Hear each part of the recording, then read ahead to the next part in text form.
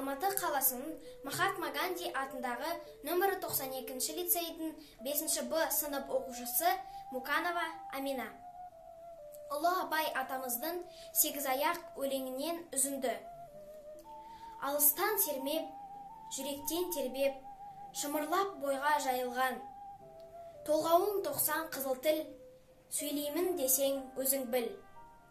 Болмасын кекшіл, болсайшы көпшіл. Жан аямай кәсіп қыл. Орынсыз ыржаң, болымсыз қылжан. Болама, дәулет, нәсіп бұл.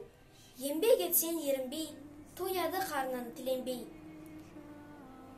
Егіннің ебін, сауданың тегін. Үйреніп, ойла, мал ізде. Адал бол, бай тап, адам бол, мал тап. Қуансаң қуан сол кезде. Біріңді қазақ, бірің дос. Көрмесен істің бәрі бос. Ғылымды іздеп, дүниені көздеп, екі жаққа үңілдім. Құлағына салмас, тіліңді алмас, көп наданнан түңілдім. Екі кеме құйрығын, ұста жетсе бұйрығын.